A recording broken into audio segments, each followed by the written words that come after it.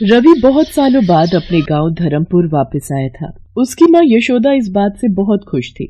रवि बेटा, आज तू कितने सालों बाद गांव वापस आया है। तेरी कॉलेज की पढ़ाई भी खत्म हो गई है। अब एक अच्छी सी लड़की देखकर तेरा ब्याह कर दूं तो मुझे भी शांति मिले। माँ, अभी मैं कोई शादी के झंझट में नहीं फंसने वाला। अभी मुझे पिताजी का गांव में स्कूल खोलने का सपना पूरा करना है। इसी सिलसिले में मैं सेठ ज्ञानचंद जी की जमीन देखने जा रहा हूँ।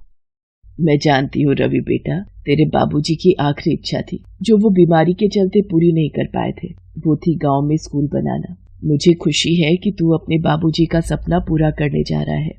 रवि अपने पिता का सपना पूरा करना चाहता था, इसीलिए वो सेठ ज्ञानचंद के साथ जमीन देखने के लिए जाता है। रवि बेटा, ये जमीन देख लो, फिर हम सौदा पक्का करते हैं। सेठ जी, मुझे ये जमीन। अरे, ये किसकी आवाज है? इतनी जोर जोर से कौन चिल्ला रहा है? मैं अपनी जान दे दूंगी पर तुझ बदमाश से शादी नहीं करूंगी। देखता हूँ तुझे कौन बचाता है। इस गांव में किसी की हिम्मत नहीं जो बिल्ला को तेरे से शादी करने से रोक सके। क्यों भाई, जब एक लड़की कह रही है कि उसने तुमसे शादी नहीं करनी तो क्यों उससे बेकार जबरदस्ती कर रहे हो? अब तू कौन है जो यहाँ मरने चला आया? बिंदिया से शादी करने से मुझे कोई नहीं रोक सकता, समझ में आया?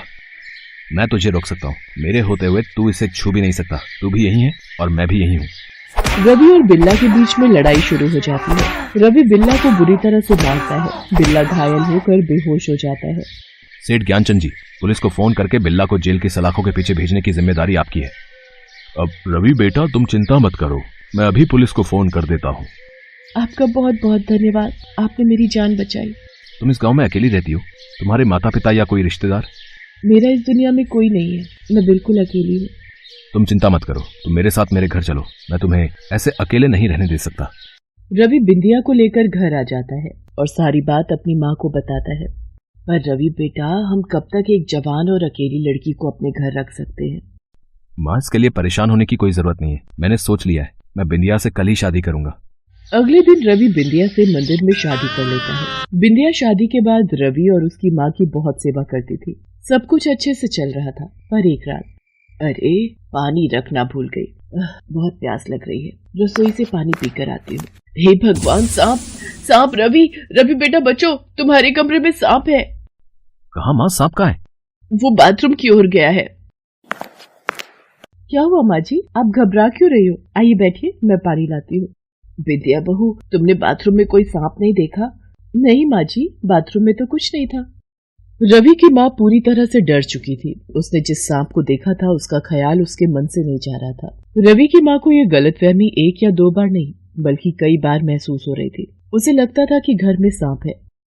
आज रात मैं जाग कर देखूंगी। मुझे सच जानना है कि ऐसा क्यों हो रहा है। मुझे सांप क्यों नजर आ रहा है? वो रहा सांप, देखती हूँ ये कहाँ जा रहा है। अरे, ये तो रवि के बिस्तर पर चढ़ रहा है। ये क्या? नहीं, ये नहीं हो सकता। इस सांप ने तो बिंदिया बहू का रूप ले लिया। हे ईश्वर, इसका मतलब बिंदिया बहू एक नागिन है। माँ जी रुकिए माँ जी, घबराइए नहीं। मैं रवि को कोई नुकसान नहीं पहुंचाऊंगी। नहीं, तू एक नागिन है, दूर हट, तू मुझे डस लेगी। मैं रवि को सब सच बता दूंगी। रवि बेटा, रवि! माँ जी, आप जानती हो रवि आपकी बात पर कभी विश्वास नहीं करेंगे। मुझे नागिन बनते सिर्फ आपने देखा है, रवि ने नहीं। इसलिए कृपया करके आप मेरी बात सुनो, मैं आपको सब सच बताती हूँ। माँ जी, याद कीजिए, ये उस वक्त की बात है जब आप रवि को लेकर मंदिर गई थी और वहाँ पर रवि को एक नाग ने काट लिया था। कोई मेरे बच्चे को बचाओ, इसे सांप ने काट लिया है। वो सामने पेड़ के नीचे एक पहुंचे हुए सपेरे बाबा बैठे हैं और वही आपके बेटे की जान बचा सकते हैं। बाबा, मेरी मदद करो, मेरे बच्चे को नाग ने काट लिया है। तुम चिंता मत करो बहन, तुम्हारी बेटी को कुछ नहीं होगा। मेरी बीन की धुन सुनकर नाग अपने आप जहर चूसने आ जाएगा। सपेरा बीन बजाना शुरू करता है। नाग वापस आकर रवि के पैर से सारा जहर खींच लेता है और जंगल की ओर गायब हो जाता है।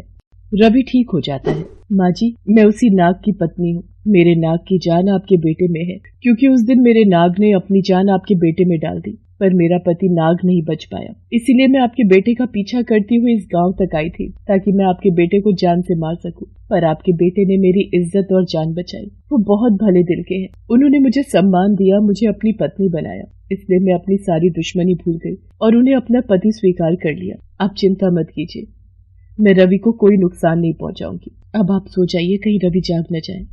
मुझे ऐसे नहीं बैठना, मुझे कुछ करना होगा। मुझे उन सपेरे बाबा को दोबारा बुलाना होगा। रवि की माँ उसी सपेरे के पास जाती है और सारी बात बताती है। उस नागिन के पास नागमणि है, मुझे उसी की तलाश है। माताजी, मैं कल तुम्हारे घर आऊंगा और उस नागिन को पकड़ लूंगा।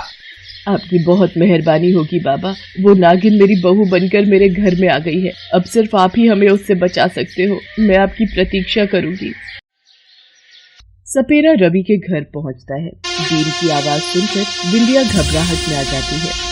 माँ जी, आपने इस सपेरे को क्यों बुला लिया? ये सपेरा मेरी नागमणि चाहता है। इसकी वजह से मेरी जान को खतरा है। ये मुझे पकड़ कर ले जाएगा। तो अच्छी बात है ना, पकड़ कर ले जाए। मैं भी यही चाहती हूँ, और तेरे होने से मेरे बेटे की जान को खतरा है। बाबा, जल्दी से इस नागिन को पकड़ लो। नहीं, मैं नागिन रूप में नहीं आऊंगी, चाहे तुम कुछ भी कर लो। रवि, मुझे बचा लो। ये सब क्या हो रहा है? माँ, ये कौन है? और ये जबरदस्ती बिंदिया को अपने साथ ले जा रहा है, और तुम देख रही हो। मैं वक्त पर न आता तो ये बिंदिया के साथ न जाने क्या सलूक करता। तुम नहीं जानते हो, जिसे तुम अपनी पत्नी कह रहे हो वो एक नागिन है जो तुम्हारा सर्वनाश कर देगी। सर्वनाश तो अब तेरा होगा। मैं तुझे पुलिस के हवाले कर दूंगा। जैसे ही रवि सपेरे को पकड़ने लगता है, सपेरा बीन बचाने लगता है और बिंदिया धीरे धीरे इच्छाधारी नागिन के रूप में आ जाती है। रवि, डरो नहीं, मैं तुम्हें कोई नुकसान नहीं पहुंचाऊंगी। बिंदिया रोते हुए रवि को अपनी सारी सच्चाई बता देती है। मुझे इससे कोई फर्क नहीं पड़ता बिंदिया। तुम्हारी पिछली जिंदगी क्या थी, और अब तुम मेरी पत्नी हो, इसलिए मैं तुम्हारे साथ कुछ गलत होते नहीं देख सकता। मैं तुम्हारे साथ तुम्हारे इस रूप में रहने के लिए भी तैयार हूँ। एक बार तुमने मेरी जान बचाई थी, अब तुम्हारी जान बचाना मेरा कर्तव्य है। अब माताजी, इन दोनों का प्रेम देखकर मेरी भी आंखें भर आईं। मैं ये क्या अनर्थ करने जा रहा था? मैं भी भगवान का भक्त हूँ, फिर मैं किसी के साथ गलत कैसे कर सकता हूँ? इसलिए अब मैं प्रायश्चित करूंगा। मैं अपनी शक्तियों से बिंदिया को नागिन से साधारण मनुष्य बना दूंगा। सपेरा कुछ मंत्रों से बिंदिया को साधारण मनुष्य के रूप में परिवर्तित कर देता है। बिंदिया अब नागिन नहीं थी, वो हमेशा के लिए मनुष्य रूप में आ गई थी। बिंदिया की सास रवि और बिंदिया को गले से लगा लेती है। उसके बाद रवि अपने स्वर्गवासी पिताजी का अधूरा सपना पूरा करता है और बच्चों के लिए स्कूल बनवाता है। रामगढ़ नामक एक गांव में सुजीत नाम का एक किसान अपनी पत्नी उर्मिला और मां के साथ रहता था। अभी 2 महीने पहले ही उर्मिला ने एक बेटे को जन्म दिया था। बेटे के जन्म के बाद उर्मिला घर के कामों में ज्यादा व्यस्त रहने लगी। उसके पास सुजीत से बात करने का भी समय नहीं रह पाता था। रात में बच्चे के रोने की वजह से सुजीत और चिड़चिड़ा हो गया था।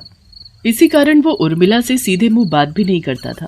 एक रात, अरे उर्मिला, इसे चुप करा है, नहीं तो मैं कल से आंगन में सो जाऊंगा। तुम सो जाओ, मैं इसे बाहर ले जाती हूँ। आंगन में ठंडी हवा के बीच सो जाएगा। बहू, ला, मुन्ना को थोड़ी देर मुझे दे दे। ऐसे ही दिन बीत रहे थे। सुजीत का गुस्सा बढ़ता ही जा रहा था। एक सुबह, अरे इतनी तेज बारिश हो रही है, आज खेत पर मत जाओ, रहने दो, खेत में पानी भरा हुआ होगा। घर रहकर क्या करूंगा है? कौन सा तेरे पास मेरे लिए समय है? तू सारा दिन या तो रसोई में लगी रहेगी या मुन्ना को संभाले फिरेगी। कम से कम खेत पर जाकर थोड़ा मन ही बहला लूंगा। सुजीत गुस्से में खेत पर चला जाता है। बारिश तेज हो रही थी। खेत के सामने ही एक नदी बहती थी। सुजीत ने देखा एक लड़की नदी में कूदकर अपनी जान ले रही है। सुजीत को तैरना आता था। वो भी लड़की के पीछे नदी में कूद जाता है और किसी तरह उसे बचाकर किनारे पर लाता है। लड़की रोने लगती है।